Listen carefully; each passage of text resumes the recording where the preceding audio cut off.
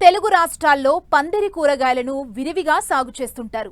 ఇటీవలి కాలంలో ఈ పంటల్లో ట్రెల్లిస్ విధానం రైతుల ఆదరణ పొందుతుంది. ఈ విధానంలో చీడపీడల సమస్య తక్కువే అయినప్పటికీ ప్రస్తుత వాతావరణంలో కాకర తోటలకు బూడిద తెగులు ఉధృతంగా సోకినట్లు శాస్త్రవేత్తలు గుర్తించారు.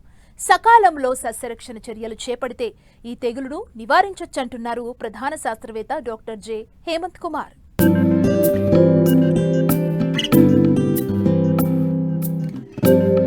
తీగజాతి కూరగాయల్లో ముఖ్యమైంది కాకర. పోషకాలు, ఔషధ విలువల పరంగా కాకరది విశిష్టమైన స్థానం. కాకరకు మంచి మార్కెట్ డిమాండ్ ఉండటంతో ఖమ్మం జిల్లాలో చాలా మంది రైతులు ఈ పంటను ట్రెల్లిస్ విధానంలో సాగు చేశారు. ప్రస్తుతం బూడిద తెగులు ఉధృతమవడంతో పంట నష్టం ఎక్కువ ఉందని రైతులు తెలియజేస్తున్నారు. గాలిలో తేమ, మంచు అధికంగా ఉన్నప్పుడు ఈ తెగులు ఉధృతి మరింత పెరుగుతుందని, దీని నివారణకు చేపట్టాల్సిన సస్యరక్షణ చర్యల గురించి తెలియజేస్తున్నారు ప్రధాన శాస్త్రవేత్త డాక్టర్ జె హేమంత్ కుమార్. ఖమ్మం జిల్లాలో సాగు చేస్తున్నటువంటి కూరగాయ పంటల్లో ముఖ్యమైనది చూసుకున్నట్టయితే ఈ తీగజాతి అనేది సాధారణంగా ఎక్కువగా సాగు చేస్తూ ఉంటారు.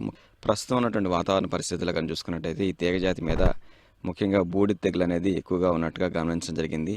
తీగజాతిలో ముఖ్యమైనది కానీ చూసుకున్నట్టయితే కాకరలో దీని యొక్క ఉధృతి ఎక్కువగా ఉన్నట్టుగా గమనించడం జరిగింది. తడి వాతావరణం కనుక ఉన్నట్టయితే ఆ వాతావరణ పరిస్థితుల్లో తక్కువగాను, పొడి వాతావరణంలో ఎక్కువగా ఉండటం అనేది దీని యొక్క బూజు తెగులు యొక్క ముఖ్య లక్షణంగా గమనించేదానికి అవకాశం ఉంటుంది.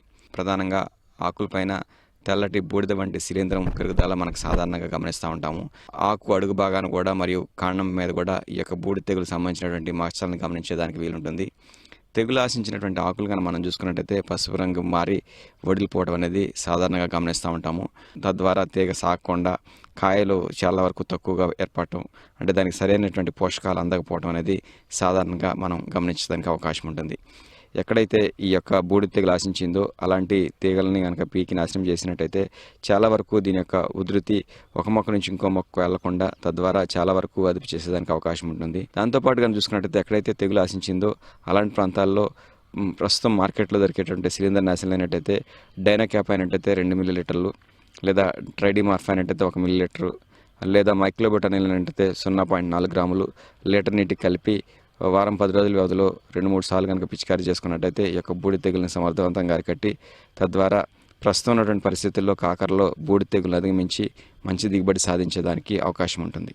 తీగజాతి కూరగాయలకు ట్రెల్లిస్ విధానం రైతాంగానికి అత్యంత అనువుగా ఉంది.